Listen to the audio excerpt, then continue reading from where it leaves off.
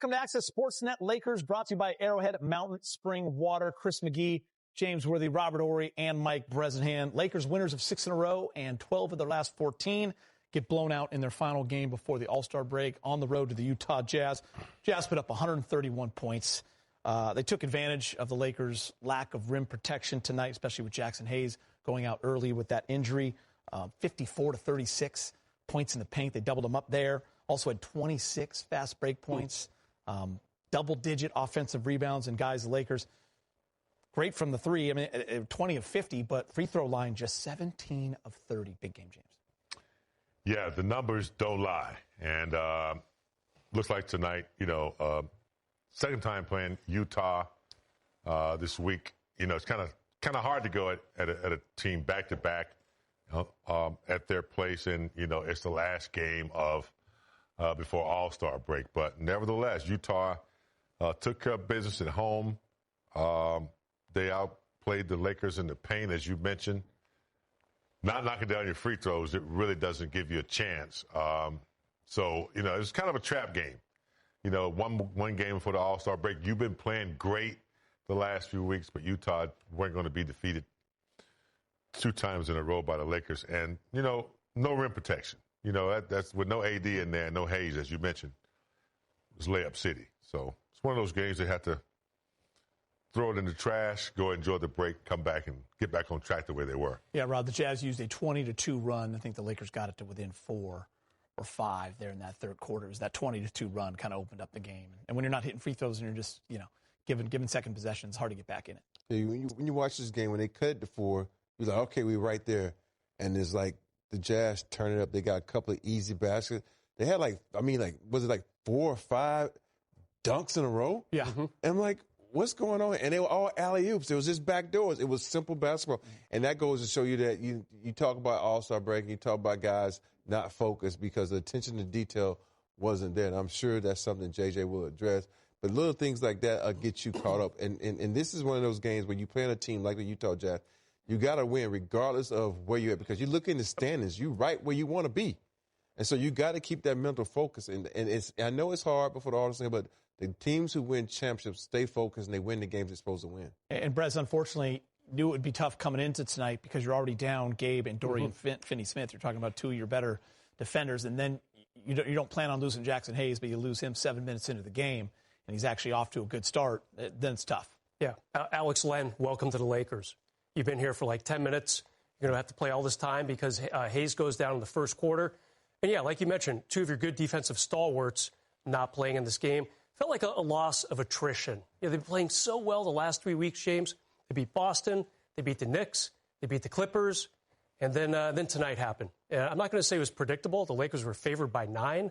They should have beat this team. To your point, Rob, you got to beat the teams that are the bottom 1, 2, 3 in your conference. Didn't happen, but you almost can let it slip a little. Luka foul trouble.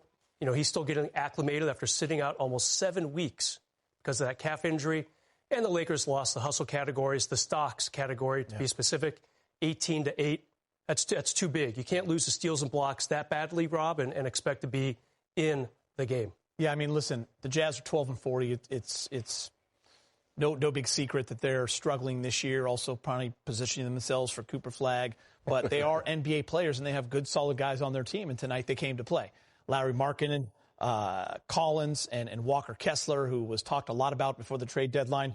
Lakers just didn't have an answer for them, a heavy dose of pick and roll. Like Rob said, a lot of lobs. Larry Markkinen only had 17 2 nights ago, had 32. He's 11 of 18. He had 6 threes. John Collins, 17 on 5 of 9. And Walker Kessler, Lakers just couldn't get it going against him. 16, 8, and the 6 blocks. Big game. He was great in the paint, protecting it. Yeah, I like Walker Kessler, man. He's rugged and get the job done. On the point category and rebound, 6 blocks. Rim protector. That's almost unheard of. That's like Mutombo numbers right there. But, yeah, I mean, look, Luka coming to the Lakers, big deal. It's been a lot of, attention surrounding it. And it's also works for the advantage of the opponents too. So they get up. They say, oh my gosh, Luka is in LA and, they just beat us on, the other night. They come to our place. Let's get up for them. And they were ready. And you had several players, as you just saw there, play phenomenal basketball. And the Lakers just could not find their footing, especially after Hayes went down. I forgot that we didn't have Benny Smith or Gabe, but still there were moments right there with LeBron and Luka still on the team, and other guys and Reeves, Rui, they still should understand the significance of this game going into the break and try to nail it. Unfortunately, it didn't happen. And we didn't even talk about Clarkson, who had 21. Yeah. He's a plus 33. It's so many things that went wrong in this game. And as a player, there's certain things you got to understand. If you have an off shooting night, go to the rack. Dribble, kick. Austin Reed was 1 for 10 from 3. He has a tendency to think the next shot is going to go in. That's fine and all, but sometimes you got to get your guys involved. You got to get to the paint. That's what you do best, is go in the paint. You get the and ones. And this is one of those games where guys were like, I feel like there was bullhead, like, oh, we're going to win this game because we just beat them. We're better than this team. This team is, fighting for the lottery. But you got to understand that each and every night, these guys are professionals. They can play. There's a reason they're in the NBA. It's not a reason they like floating around trying to get on the team. These guys are great guys. Think about it. They beat some good teams. Yeah. And especially in Utah, one of the toughest places to play. Mm-hmm. You gotta be focused when you go up in there. I'm sure tomorrow night when they play the Clippers, then they'll be thinking about All-Star break. And won't play. We'll miss 11 threes and a couple guys will sit. Take one rebound. It's kind of funny because we talked about this before the game. Lakers had it lined up. They beat this Utah team. They go into the break. Pretty easy schedule to start. Coming back on the other side of the break, you got Charlotte here in L.A. Then you go to Portland, who's playing better, but still bottom few in the West. Well, that gets punted a little bit, Geet, but still tremendous run-up for this team going into the break. They were 10-1 in their last 11 before tonight. You can't be that upset about it. I do worry a little bit about this team against teams with guys who are good in the paint and have protection, rim protection. Walker Kessler, I never believed all the smoke that he might be getting traded, James. He's young. He's still on his rookie contract, and he's good. Perfect 8 for 8, 16 points. Yeah, so that to me was just a farce. Maybe the Lakers can get Walker Kessler. Yeah, I wasn't buying into that. The guy's young and a cheap contract, and he's really, really good, Geet. How concerned are you guys about Jackson Hayes? Obviously he's going to have some time off now. Hopefully be good. But in terms of just, when you look at what the depth is now, when you lose a Jackson Hayes, then all of a sudden, James, it could really change the team. Well, you lose a guy that's been used to playing with the rest of the players. And then you got to throw somebody else in there that might not have, the same comfortability as he had.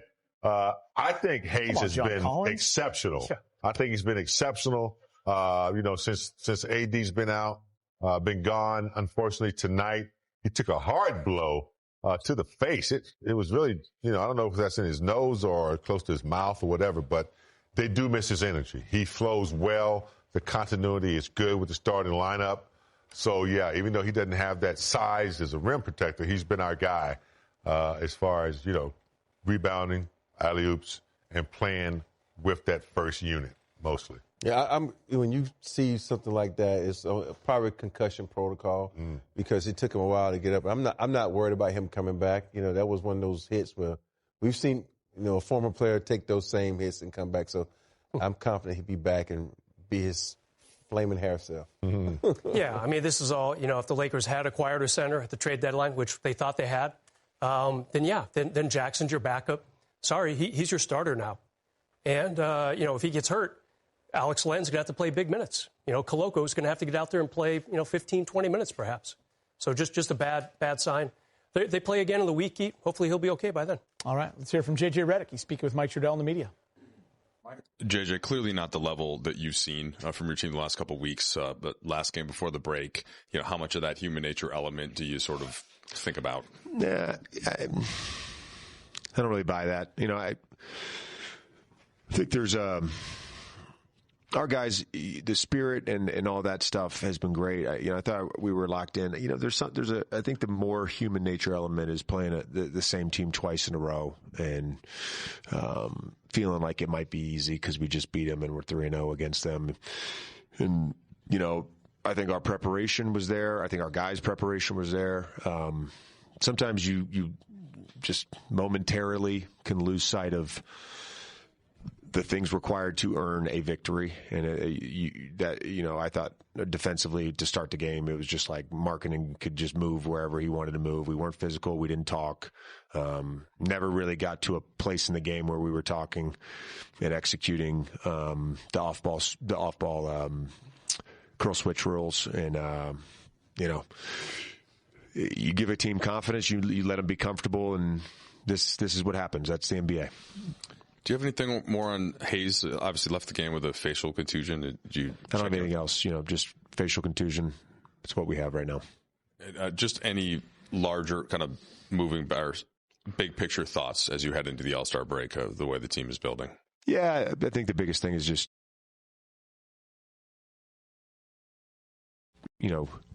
getting all our key guys healthy. Obviously Bron has put in a lot. AR has put in a lot. Those guys need a break. Luka continuing to build towards being able to play his normal minutes and being, in game shape. I mean, the reality is, he took 6 weeks off and is working his way back still, getting Doe and Gabe back. And I think when our group is healthy, we can compete at a very high level. Dalton scored in double digits, and it's pretty improbable that maybe that may never happen again a week ago. So just what do you make of his night tonight? And it, just from body language standpoint, the other night it didn't seem like maybe he was totally connected. Did you see anything in terms of his spirit tonight? I thought his spirit was good. I thought he played well. We're not going to talk about it anymore. Like we've talked about it. He's in a good spot. We're good. JJ, 2 for you, Alex Len. Debut, probably didn't envision having to start him for a half, but how did you think it went under the circumstances? I thought he was fine. I mean, it feels like it's been a lot of that this year where we're just like, we had to put guys in tough spots. We've had to put our two-way guys in tough spots. We had to put Alex in a tough spot. He was fine. And just, you mentioned sort of the break needed for Austin and for LeBron. I mean, personally for you, a lot has happened in the last 35 days or so. Are you going to be able to unplug during this, knowing kind of your mindset? And do you think you personally would benefit from a little bit of a reset here over the next few days? I do think I would benefit from that. I'm hoping that we have. I hope my goal for All-Star break is. I know this sounds simple. My goal for All-Star break is that I finalize my insurance claims and that I find an apartment to live in. So that's what I'm hopeful for. And I get out of the hotel, and that would be nice. Me the next 2 days. If you need something over the weekend, I'll be back in the office Monday. Actually, I'm going to go to the office tomorrow too, but for a different reason. But I'm coaching my kids this weekend. I'll be with my family. It'll be nice.